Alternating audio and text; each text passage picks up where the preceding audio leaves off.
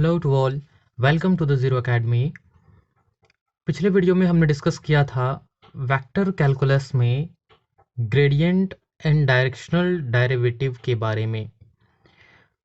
हम उसमें कुछ क्वेश्चन सिंप्लीफाई किए थे। आज उसी के सीरीज़ में एक और वीडियो जिसमें हम एक दो क्वेश्चन और सिंप्लीफाई करते हैं ताकि आपकी अंडरस्टैंडिंग बेटर हो जाए इस चीज़ में। सो क्वेश्चन इस तरीके से है, what is the directional derivative of phi is equals to X Y square plus Y Z cube at the point 2 minus 1 comma 1 in the direction of the normal to the surface x log z minus y square equals to minus 4 at minus 1 2 and 1। बहुत ही simple सा है, क्योंकि हमने पहले ही देखा हुआ है ये सारी का कॉन्सेप्ट, इसलिए आपको इसमें कोई समस्या वाली बात नहीं आएगी। क्वेश्चन में सीधा सीधा आपसे पूछ रहा है कि डायरेक्शनल डेरिवेटिव क्या होगा, हमें डी फाइंड करना है। हम जानते हैं कि डायरेक्शनल डेरिवेटिव फाइंड करने के तरीके क्या हैं। इम्पॉर्टेंट बात यह है कि सबसे पहली बात जो हम देखते हैं वो ये कि जो फंक्शन दिया जाता है, जब डायरेक्शनल डेरिवेटिव तभी निकालते हैं, ये फंक्शन हमें स्केलर देता है, न कि वेक्टर। अब हम कैसे जानें, क्योंकि इसमें आई जेड वाले टर्म नहीं लिखे हैं, आई कैप जे कैप के कैप, ऐसा कुछ नहीं लिखा है। इसका मतलब ये क्या है, हमारा स्केलर है न कि वेक्टर। हमें पहली बात तो पता चल गया कि ये वेक्टर है, और वेक्टर के केस में ही हम ग्रेडियंट या फिर डायरेक्शनल डेरिवेटिव निकालते हैं। गिवन फंक्शन जो है हमारा phi is equals to X Y square plus Y Z cube, ये हमें दिया हुआ है, तो हमें इसका ग्रेडियंट निकालना होगा। So grad of phi which is equals to del dot phi, यही होता है, और डेल का वैल्यू होता है del by del X I plus del upon del Y J plus del upon del Z K, इन सब के साथ मल्टीप्लाई में आ जाएगा हमारा फाई, जो कि क्या है, X Y square plus Y Z cube. हमारा जो फंक्शन जो रहता है उसको हमने यहाँ पे पुटअप किया। हमें पता है जब ये स्केलर है तो इसका इंडिविजुअली तीनों के साथ मल्टीप्लाई होगा, एंड मल्टीप्लाई होने के साथ साथ क्या हो रहा है, यहाँ पे डायरेक्टली हम आगे काम करेंगे कि ये क्या है, पार्शियल डेरिवेटिव है। Partial derivative with respect to X. हमें पता है जब भी हम पार्शियल डेरिवेशन करते हैं या डिफ्रेंशिएशन करते हैं, तो जब x के रिस्पेक्ट में करते हैं तो y और z को एज अ कांस्टेंट ट्रीट करते हैं, या जब y के रिस्पेक्ट में करते हैं तो x और z को कांस्टेंट ट्रीट करते हैं। तो कुछ इस तरीके से अगर हम डायरेक्टली इसको डिफ्रेंशिएट करते चलें तो ये मिलेगा हमारा, x के रिस्पेक्ट में जब इसको डिफ्रेंशिएट करेंगे तो x का तो 1 हो जाएगा, और Y square as a constant है तो ये केवल वाई स्क्वायर बचेगा, और बच जाएगा इसके साथ i प्लस। अब सेकंड, इसका जब गुणा इसके साथ होगा तो y के रिस्पेक्ट में इतने का डिफ्रेंशिएशन होगा। y के रिस्पेक्ट में डिफ्रेंशिएट जब इसको करेंगे तो ये हो जाएगा 2y, और x as a constant as it is रहेगा। सेकंड वाले में प्लस, इसमें भी y है तो y तो 1 हो जाएगा, तो कांस्टेंट एज इट इज रह जाएगा, और इसके साथ लास्ट में मल्टीप्लाई हो जाएगा j प्लस। जब इस टोटल फंक्शन का इसके साथ मल्टीप्लाई होगा डेल बाय डेल z के साथ, मतलब z के रिस्पेक्ट में इसका पार्शियल डेरिवेटिव, इसमें z नहीं है मतलब ये कांस्टेंट है, और कांस्टेंट का डिफरेंशिएशन 0। यहाँ पर देखिए z वाला टर्म है तो ये हो जाएगा 3z स्क्वायर, और y एज अ कांस्टेंट उसके साथ रह जाएगा, और इसके साथ मल्टीप्लाई में है स्मॉल k। तो ये तो हुआ डायरेक्टली हम ग्रेड ऑफ फाई निकाल लिए। अब ये किस पॉइंट पे, ये पर्टिकुलर बोला है कि इस पॉइंट पे चाहिए, तो हम डायरेक्टली फाइंड कर लेते हैं ग्रेड फाई किस पॉइंट पर, 2 -1 इस पॉइंट पर। मतलब क्या है, x की जगह पे 2 रखना है, y की जगह पे -1 एंड z की जगह पे 1। इसमें डायरेक्टली हम पुटअप करते चलते हैं, हमें मिलेगा i minus 3j minus 3k। ये मैं आपको बार बार बता रहा हूँ कि ये जो एक्चुअली आई जे के जो रहता है ये यूनिट वेक्टर होते हैं, एक्चुअल में इन सबके ऊपर कैप लगा होता है। जनरली हम लोग लिखते वक्त ये चीज़ भूल जाते हैं, पर आप वेक्टर कैलकुलेशन में कहीं जहाँ पर भी ये जो आई जे के जो आप पढ़ते हो वो सारे यूनिट वेक्टर होते हैं, कैप वाले होते हैं, डायरेक्शन दिखा रहा होता है ना। हमने आपसे बात किया था कि ये 3 एक्सिस को दर्शाते हैं, ये यूनिट वेक्टर एक्सिस को दर्शाते हैं, तो ये आई कैप है, ये जे कैप है, ये के कैप है, ध्यान रखेंगे इस बात का। तो हमारा ग्रेडियंट निकल गया पॉइंट पर, जो गिवन पॉइंट है उस पॉइंट पर। नेक्स्ट देखिए, अब इसके बाद हमें डायरेक्शन चाहिए होता है। डायरेक्शनल डेरिवेटिव निकालने के लिए डायरेक्शन तो चाहिए। क्वेश्चन में बोला है in the direction of normal to the surface this. इसको ध्यान से देखिए क्या इसमें आई जे के वाला कुछ दिख रहा है? नहीं, क्योंकि इसमें आई जे के नहीं दिख रहा है मतलब ये तो वेक्टर नहीं है, मतलब ये स्केलर है। और स्केलर में डायरेक्शन कब से आने लग गया? समझ में आ रहा है आपको कि डायरेक्शन तो वेक्टर में होता है और ये है हमारा स्केलर। आपको बाकी जितने क्वेश्चन दिया गया होगा या जो पिछले वीडियो में हमने जो डिस्कस किया था उसमें ये जो क्वेश्चन जो था, ये जो सरफेस जो दिया जाता था, ये आपको एक वेक्टर दिया जाता है। तो ध्यान पे रखना है, यहाँ पे आपको वेक्टर लाना पड़ेगा। जब तक वेक्टर नहीं होगा आप उसका डायरेक्शन कहाँ से लाओगे, और जब तक डायरेक्शन नहीं आएगा तो हम डायरेक्शनल डेरिवेटिव कहाँ से निकालेंगे? बात समझ में आ रही है कि ये स्केलर है, इसे हमें वेक्टर बनाना पड़ेगा। पिछले क्वेश्चन में मैं फिर से आपको बताया था कि स्केलर को वेक्टर कैसे बनाते हैं। ये क्या था? ये एक स्केलर था ना, ग्रेडियंट निकाला तो देखो आई जे के वाल आ गया, तो ये क्या बन गया? एक वेक्टर बन गया ना। तो स्केलर से वेक्टर कैसे बनाते हैं? ग्रेडियंट निकालकर। बात क्लियर है? सो लेट, जो क्वेश्चन है सरफेस जो है उसको मान लीजिए मैं स्मॉल एफ से दर्शाता हूं, तो एफ इज इक्वल्स टू हो जाएगा X log Z minus Y square, और इस -4 को इस साइड ले आऊंगा तो हो जाएगा +4। ये है हमारा एक और फंक्शन या सरफेस जिसके डायरेक्शन में हमें निकालना है।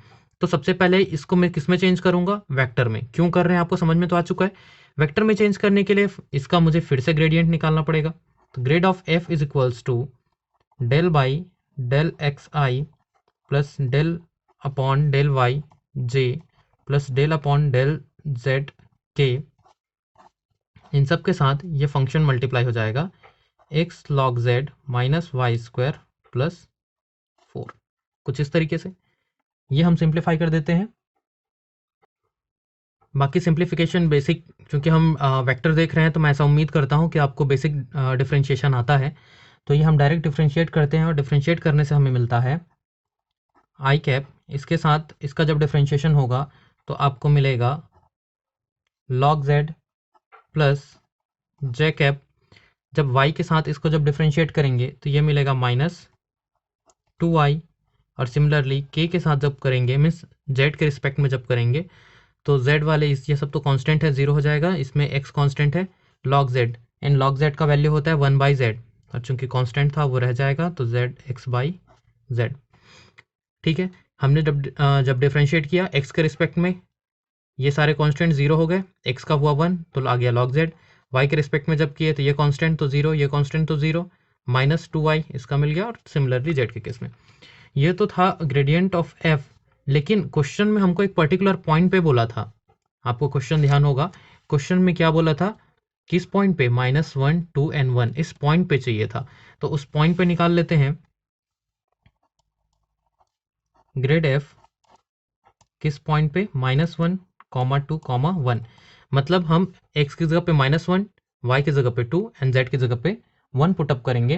और ये पुटअप करने से हमें मिलता है, क्योंकि log ऑफ -1 log ऑफ 1 तो 0 होता है, तो ये वाला वैल्यू जो है हमारा i वाला 0 हो जाएगा। तो 0i cap -4j cap minus k cap किस पॉइंट पे? -1, 2 एंड 1 पे। इस पॉइंट पे हमारा जो वैल्यू है वो ऐसा मिल गया।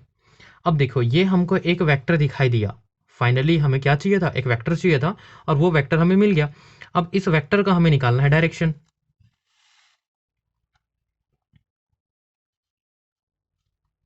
सो यूनिट वेक्टर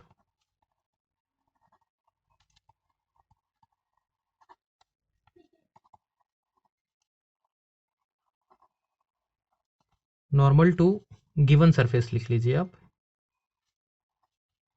इज, ये जो फंक्शन है इसको आप एज इट इज लिखिए 0i -4j -k divided by क्या हो जाएगा? √ऑफ i के कोफिशिएंट का स्क्वायर मीन 0 का स्क्वायर प्लस ये -4 का स्क्वायर प्लस -1 का square. This much equals to क्या हो जाएगा? माइनस, ये माइनस साइन कॉमन निकाल दूं तो मैं ये हो जाएगा 4j cap plus k cap divided by, यहाँ से क्या हो जाएगा? ये 4 का स्क्वायर 16 एंड 1 दैट इज 17, तो √17। तो ये मिल गया हमें यूनिट वेक्टर, ये मिला हमें direction unit vector normal to the given surface. अब लोग यहाँ पे फंस इसलिए जाते हैं, क्वेश्चन में लिखा रहता है कि unit vector normal to the surface, तो हम ये सोचने लग जाते हैं कि हमें वेक्टर का सरफेस ये दिया था, अब हमें इसका परपेंडिकुलर पे निकालना है। नॉर्मल का मतलब परपेंडिकुलर होता है, इस डायरेक्शन पे निकालना है। तो हम कंफ्यूज हो जाते हैं कि ये जो है वो तो इस सरफेस का डायरेक्शन है, तो इसका नॉर्मल मतलब हमें इधर निकालना है, ये कंफ्यूजन होता है। पर इस बात को आप हमेशा समझिए कि कोई भी वेक्टर आपको दिया जाता है, कोई भी, मैं इस क्वेश्चन की बात नहीं कर रहा, कोई भी वेक्टर जो आपको दिया जाता है, उस वेक्टर का कभी भी आप ये जो डायरेक्शन जो निकालते हो वो हमेशा उसका नॉर्मल ही दिखाता है। मीन्स कोई वेक्टर ए है, उसका यदि आप डायरेक्शन निकालते हो तो हमेशा वो उसका परपेंडिकुलर ही दिखाता है। किसी भी वेक्टर की बात करो, उसका जो डायरेक्शन है वो उस पर नॉर्मल ही होता है। तो क्वेश्चन में कभी ऐसा नॉर्मल लिखता है तो हमारे दिमाग में ये नहीं चलना चाहिए कि ये तो कुछ और दिया है, अब उसके ऊपर परपेंडिकुलर कुछ और निकालना होगा। नहीं, उसका डायरेक्शन, उस वेक्टर का डायरेक्शन ही उस पर परपेंडिकुलर होता है। तो इसलिए आपको जो वेक्टर जो मिला यहाँ से, आप डायरेक्टली उसका डिवाइडेड बाय उसका मॉड कर दिया मैग्नीट्यूड, तो जो निकला ये आपका उसके नॉर्मल का ही डायरेक्शन है। ये डायरेक्शन आपको मिल गया। पहले से ग्रेड 5 हमने निकाला हुआ था, अब हमें डायरेक्शनल डेरिवेटिव निकालना है, ये बात हम जानते हैं।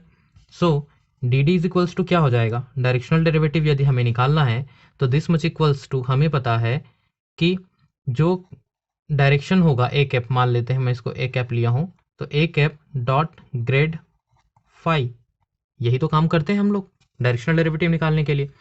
तो ए कैप हमें ये दिया हुआ है, मैं ये लिखता हूँ माइनस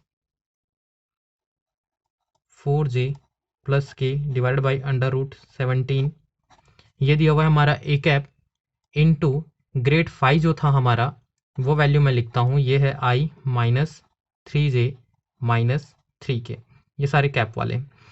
तो ये था ग्रेड 5 और ये है हमारा ए कैप, दोनों को मल्टीप्लाई करते हैं। मल्टीप्लाई करने के बाद जो हमको सिंप्लीफाई करने से जो मेन सॉल्यूशन मिलता है, मैं डायरेक्टली वो आपको सॉल्यूशन लिख रहा हूँ, वो है 15/√17। अब बोलोगे आप कैसे आया, तो मेरे हिसाब से इतना तो आप जानते हैं कि आई का मल्टीप्लिकेशन आई वाले के साथ होता है। आई वाला यहाँ पे कुछ नहीं, मतलब क्या था, जीरो था, तो जीरो के साथ जीरो, जे का जे के साथ, के का के साथ, आप वो करेंगे आपको मिल जाएगा। यही तो है ना, 4 तिया 12 और 12 और 3 कितना है 15, और ये माइनस साइन के साथ है, तो आपको ये चीज़ मिल गया 15/√17। तो ये हो गया आपका रिक्वायर्ड आंसर जो इसमें चाहिए था। उम्मीद है आपको ये चीज़ समझ में आया होगा। एक और क्वेश्चन की ओर चलते हैं। क्वेश्चन कुछ इस तरीके से, del square f of r is equals to double differentiation of a function plus 2/r into single differentiation of that function। ये हमें प्रूफ करना है। कुछ इस टाइप के क्वेश्चंस भी आपके एग्जाम में पूछे जाते हैं। तो इसमें देखते हैं हम होता क्या है। सबसे पहली बात जो आपको समझना है वो आप ये समझिए कि ये r क्या होता है। r वेक्टर जो होगा पूरे वेक्टर कैलकुलस में, मैं सिर्फ इस क्वेश्चन की बात नहीं कर रहा, पूरे वेक्टर कैलकुलस में किसी भी टॉपिक पे आप चले जाओ, r वेक्टर यदि आप पढ़ रहे हो, इसका मतलब आप x I plus Y J plus Z की यही पढ़ रहे हो। आर वेक्टर का मतलब क्या होता है, x I plus Y J plus Z के, ये होता है आर वेक्टर। अब ये कैपिटल आर लिखा होगा तो आप इधर कैपिटल कैपिटल लिखेंगे, स्मॉल है तो स्मॉल स्मॉल लिखते हैं, डजेंट मैटर, बट आर का मतलब ये होता है हमेशा। वेक्टर आर का मतलब होता है ये, तो आर इज इक्वल्स टू क्या हो जाएगा, आर मतलब क्या होगा, इसका मैग्नीट्यूड। मैंने आपको बताया था मॉड या तो वो दो लाइन खींचता है या तो फिर ये एरो हटा के लिखता है, मतलब वो उसके मॉड को बता रहा है। तो यदि मैं इसका स्क्वायर की बात करूं, मॉड स्क्वायर की बात करूं या आर स्क्वायर की बात करूं, तो इसका भी स्क्वायर हो जाता है। मीन्स ये मुझे क्या मिलेगा, X square plus Y square plus Z square, कुछ ऐसा मिलता है। ये बात तो क्लियर है। ये जो रिलेशन है इसको हमको हमेशा ध्यान पे रखना है कहीं पर भी सिंप्लीफाई करने के लिए, कि R square is equals to क्या होगा, इनका square, X square plus Y square. अब ये कैसे आया, इस बात के लिए कंफ्यूज नहीं होंगे। जैसे कि आई डॉट आई, दो आई है, मतलब क्या है, ये आई का स्क्वायर है, तो दिस मच इक्वल्स टू हमको क्या मिलता है, अगर इसके मॉड में यदि हम जाएंगे तो इसका मॉड 1 होता है, इसका मॉड 1 होता है, तो फाइनली हमें क्या मिलेगा, 1 ही मिलता है। ठीक है, तो बस वही बात हो रहा है यहाँ पे। जब इस सेम का आप स्क्वायर करोगे तो आई का 1 हो जाता है, तो एक्स का एक्स स्क्वायर, वाई का वाई स्क्वायर, जेड का जेड स्क्वायर। तो ये रिलेशन आपको हमेशा ध्यान पे रखना है अपने, कि X square is equals to होता है, sorry, R square is equals to X square plus Y square plus Z square. Correct है। यदि मान लो हम इसको डिफ्रेंशिएट करते हैं both side, differentiating both side, तो हमें क्या मिलता है? मान लीजिए हम करते हैं विथ रिस्पेक्ट टू एक्स, तब की केस में यदि मैं एक्स के रिस्पेक्ट में करूं तो ये हो जाएगा 2 सामने आ जाएगा, फिर आर, हमें ये पता है कि पावर सामने आता है उसका पावर 1 कम हो जाता है, तो ये हो जाएगा 2r इंटू हो जाएगा del R upon del X, यदि मैं एक्स के रिस्पेक्ट में कर रहा हूं तो। अब ये वाला टर्म कैसा है? हम पार्शियल डिफरेंशिएशन कर रहे हैं इसलिए क्योंकि आर जो है वो किसका किसका फंक्शन है? एक्स का, वाई का, जेड का, 3 वेरिएबल का फंक्शन है, तो हमें पार्शियल डिफरेंशिएशन करना होता है। हम एक बार एक्स के रिस्पेक्ट में करते हैं, एक बार वाई के, एक बार जेड के। चूंकि ये फंक्शन है हमारा, ये एक्स वाई जेड पे डिपेंड करता है और एग्जैक्ट इसका वैल्यू नहीं पता, इसलिए del R by del X हमें लिखना पड़ता है।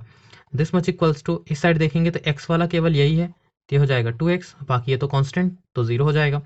सो दिस इंप्लाइज दैट हमें यहाँ से मिलेगा del R by del X which is equals to, ये 2 and 2 कैंसिल हो जाएगा तो x बाई आर मिलेगा। सिमिलरली यदि मैं बात करूं, अभी जैसे मैंने x के रिस्पेक्ट में निकाला, वैसे यदि मैं y के रिस्पेक्ट में निकालूं तो क्या होगा? Del R by del Y, this much equals to Y upon R मिलेगा। And del R by del Z की मैं बात करूं तो ये भी जेड बाई आर मिलेगा। ये रिलेशन हर जगह काम आएंगे आपको, तो इस बात को ध्यान पे रखना है। तो आर वेक्टर क्या होता है ये आपको पता होना चाहिए, आर स्क्वायर कैसे आया ये पता होना चाहिए, और इसको डिफ्रेंशिएट करने से ये वैल्यू कैसे आता है, del R by del X का वैल्यू ये होगा हमेशा, और वैसे ही वाई के केस में और जेड के केस में। ये बात आपको क्लियर है? अब हम आगे बढ़ते हैं कि हमारा क्वेश्चन क्या कहता है।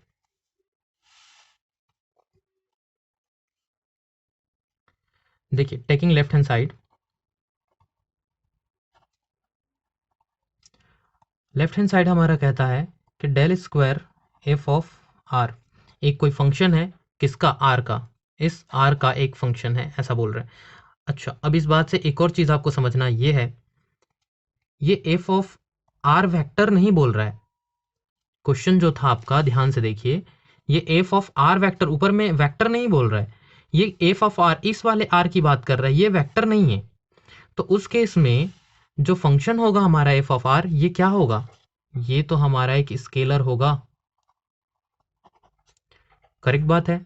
तो एक स्केलर के सामने में डेल ऑपरेटर लगा हुआ है, तो अगर मैं इसको स्क्वायर है तो इसको 2 बार लिखूं, del dot del into F of R, तो मैं इसको ऐसे कह सकता हूं कि डेल डॉट, ये जो है भाई, किसी स्केलर के साथ डेल्टा ऑपरेशन करते हैं, डेल लगाते हैं, तो उसी को तो ग्रेडियंट बोलते हैं, तो grad of F of R, ऐसा भी तो मैं लिख सकता हूँ इसी चीज को। बात क्लियर है? अब हमें पता है कि ग्रेडियंट कैसे निकालते हैं एफ ऑफ आर का, ठीक बात है, क्वेश्चन पे कि उसका ग्रेडियंट कैसे निकलेगा, तो वो हम आगे जानते हैं। तो डेल, अच्छा मैं इसको यहीं छोड़ देता हूँ, मान लीजिए मैं इसको बोलता हूँ क्वेश्चन नंबर 1, हम इसको बारी बारी से लेके चलते हैं। नाउ हम सिर्फ इतने को पहले सॉल्व करते हैं, ग्रेड एफ ऑफ आर, इतने को सॉल्व करते हैं। This much equals to, gradient निकालने के लिए डेल हो जाएगा del by del X I plus del upon del Y J plus del upon del Z के, इसके साथ हो जाएगा एफ ऑफ आर, ये फंक्शन हो जाएगा। दिस इंप्लाइज दैट इसका इंडिविजुअली इसके साथ भी मल्टीप्लाई होगा, इसके साथ भी होगा, और जेड वाले के साथ भी होगा, तो ये हो जाएगा डेल बाई डेल एक्स आई, और इसका मल्टीप्लिकेशन हो जाएगा इंटू एफ ऑफ आर। तीनों के साथ करने से बड़ा लेंदी हो जाएगा आगे सिंप्लीफाई करने के लिए, इसीलिए क्योंकि जो प्रोसेस इसके साथ होना है, इसके साथ होना है, इसके साथ होना है, सेम होगा तीनों के साथ, तो इसी चीज़ को हम समेशन ऑफ करके इसको लिख देते हैं। मीन समेशन ऑफ एक के लिए, लास्ट में जनरलाइज कर लेंगे कि तीनों के साथ भी वैसा ही होगा, तो हमने केवल एक के लिए लिखा। This implies that summation of, अब ये क्या है, आई तो कांस्टेंट है तो आई बाहर रहेगा, डिफरेंशिएशन जो करना है किसका करना है, एफ ऑफ आर का, तो इस किसी फंक्शन का with respect to X differentiate करेंगे तो एफ डेस आर लिखाएगा एक बार डिफरेंशिएशन, इनटू, चूंकि देखिए फंक्शन किस पे डिपेंड कर रहा था, आर पे, और आर किस पे डिपेंड करता है, एक्स पे, तो फंक्शन का डिफरेंशिएशन हुआ आर के रिस्पेक्ट में, इसलिए मैंने लिख दिया एफ डेस आर, इनटू, अब आर का डिफरेंशिएशन होगा विथ रिस्पेक्ट टू एक्स, तो del R by del X, ये हो जाएगा कुछ ऐसा। This implies that summation of I F dash R, अब ये जो चीज़ मिला हमें del R by del X, इसका वैल्यू हमने थोड़ी देर पहले निकाला था, और वो क्या होता है, एक्स अपॉन आर, ये हम पुटअप कर देंगे। अब ये जो चीज़ मिला है gradient of F of R है, एक काम हो गया हमारा।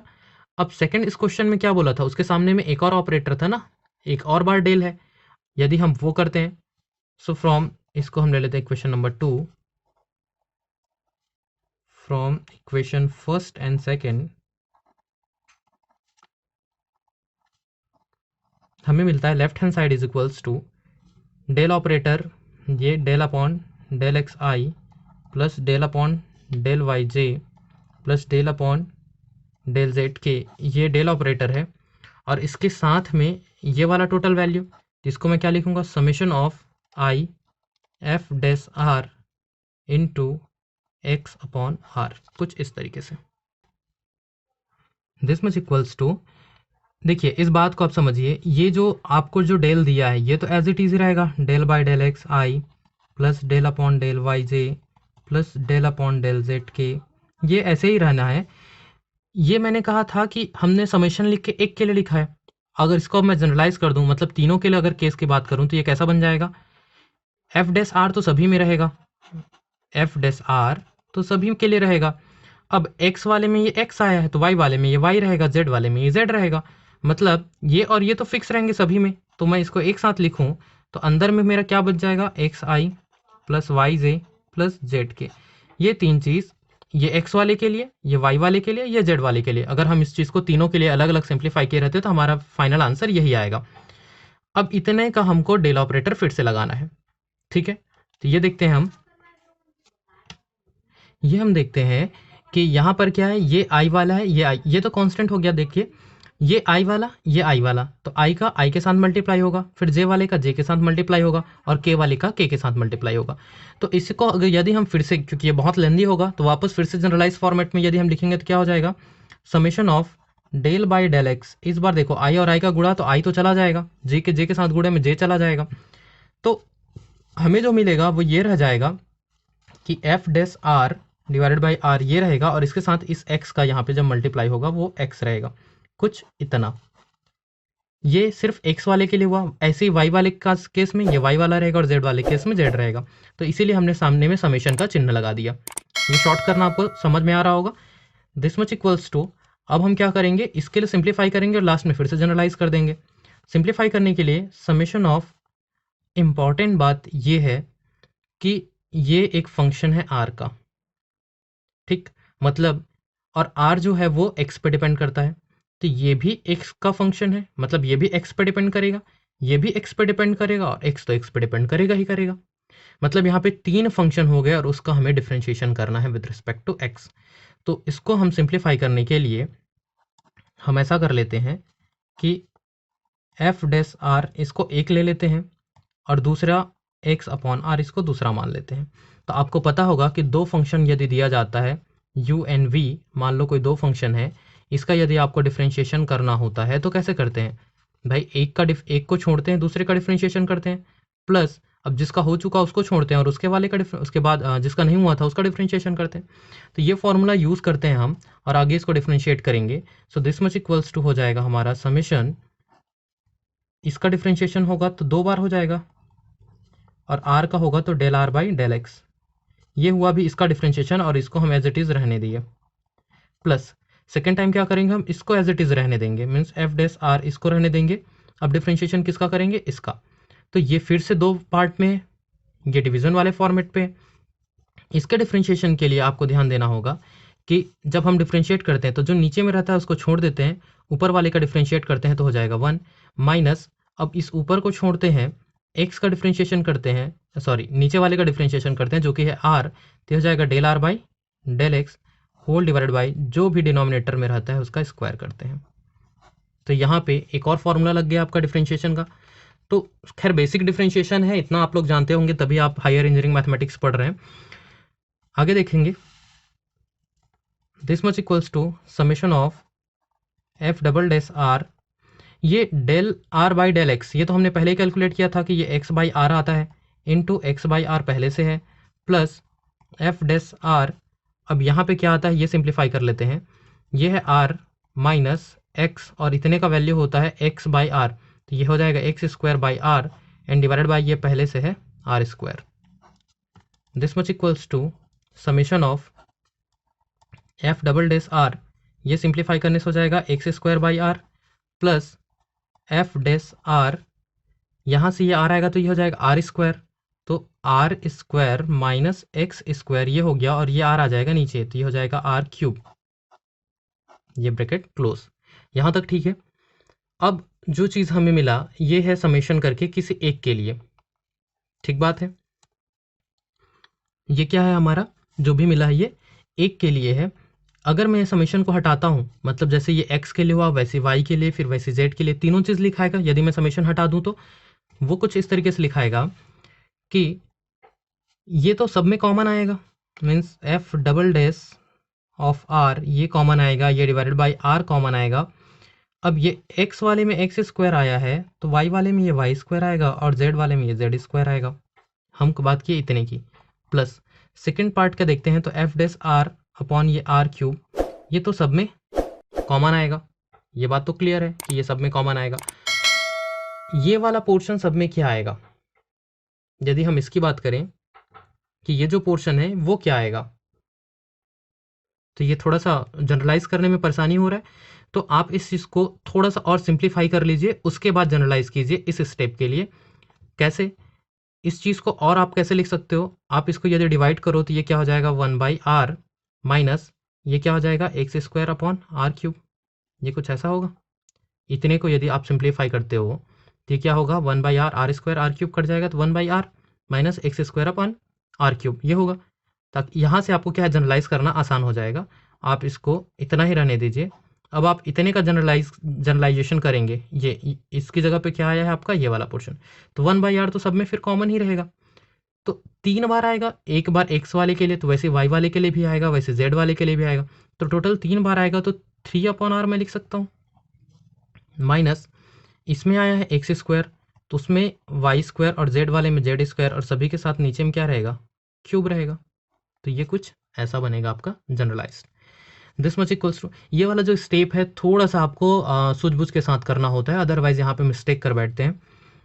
F double dash R divided by, अच्छा ये देखिए X square plus Y square plus Z square, इतना इज इक्वल्स टू ही तो हम क्या लेते हैं आर स्क्वायर लेते हैं।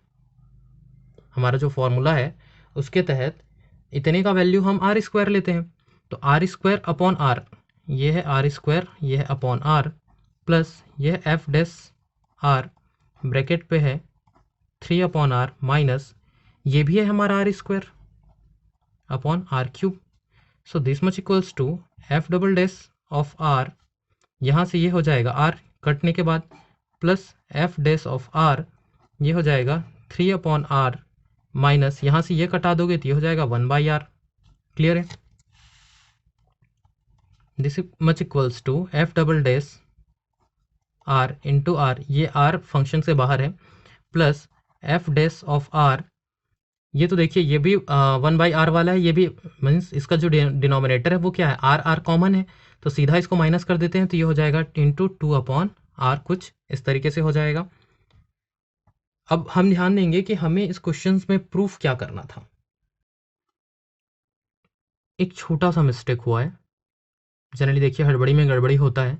आप यहाँ पे ध्यान दीजिए क्या किए थे, ये जो ऊपर वाला जो हम सिंप्लीफाई किए थे, देखिए F double dash R x/r into x/r 2 था, तो जब ये 2 था तो दोनों का मल्टीप्लाई होगा, तो मैंने गलती क्या कर दिया था एक्स स्क्वायर अपॉन ये इन दोनों का मल्टीप्लाई को केवल r लिख दिया था, ये गलती हो गया था। तो ये क्या हो जाएगा आर स्क्वायर, तो ये आर स्क्वायर होगा तो इसके चलते ये भी आर स्क्वायर होगा, ये आर स्क्वायर होगा, और ये आर स्क्वायर क्या होंगे कैंसिल होंगे, इसलिए यहाँ पे आर नहीं आएगा।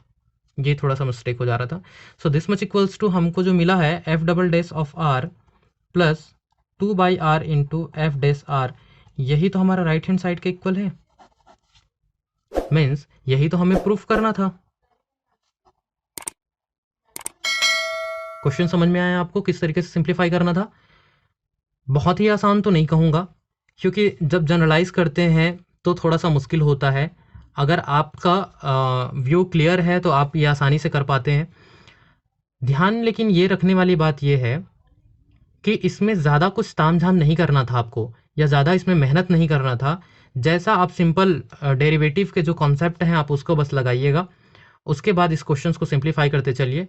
या तो फिर अगर आपको ऐसा शॉर्ट करने में दिक्कत आता है ये जो मैं समेशन लेके जो मैं करता हूँ, अगर ऐसा करने में अगर आपको दिक्कत आता है तो आप इंडिविजुअली इसको, जैसे ये जो हम सिंप्लीफाई कर रहे थे, इसको आप एक्स के लिए, वाई के लिए, जेड के लिए, तीनों को लेते हुए ऐसा पूरा बड़ा सा सॉल्व कर सकते हैं, आपका आंसर सेम आएगा। इसमें कोई दिक्कत वाली बात नहीं है, ऐसा कोई ज़रूरी नहीं है कि आपको इसको ऐसे ही करके सॉल्व करनी है, आपका आंसर तब भी सेम आएगा। लेकिन क्या होता है कि अगर आप इसको इस तरीके से बना लेते हो तो समय आपको कम लगता है और आपका आंसर एक्यूरेट आता है, कम मेहनत करना पड़ता है। तो इस बात को समझिएगा। क्वेश्चन ये बहुत ही इंपॉर्टेंट था, ऐसे क्वेश्चन आपके एग्जाम में पूछे गए हैं बार बार। तो उम्मीद है आपको समझ में आ रहा होगा। इससे रिलेटेड कुछ भी डाउट, कुछ भी चीज़ें नहीं समझ में आता है, आप मुझसे कमेंट बॉक्स में पूछिए। अदरवाइज़ आप मुझे कांटेक्ट कीजिए टेलीग्राम में, जिसका डिस्क्रिप्शंस में लिंक आपको मिल जाता है, कि जो भी पार्ट इसमें से समझ में नहीं आ रहा है आप मुझसे कहीं पर भी क्लियर करवाइए। सो ये ग्रेडियंट और डायरेक्शनल डेरिवेटिव ने, मुझे ऐसा लगता है कि इतना क्वेश्चंस करने के बाद जितना कॉन्सेप्ट मैंने आपको बताया, सिर्फ उतना कॉन्सेप्ट आप क्वेश्चंस में अप्लाई कीजिए, आपके सारे क्वेश्चन सिंप्लीफाई हो जाएंगे। क्वेश्चन बनाइए, प्रैक्टिस कीजिए। अगले वीडियो में हम आएंगे जहाँ पे हम कर्ल के बात करेंगे, डाइवर्जेंस के बारे में बात करेंगे। अभी के लिए बस इतना ही। Stay safe, keep learning and thank you.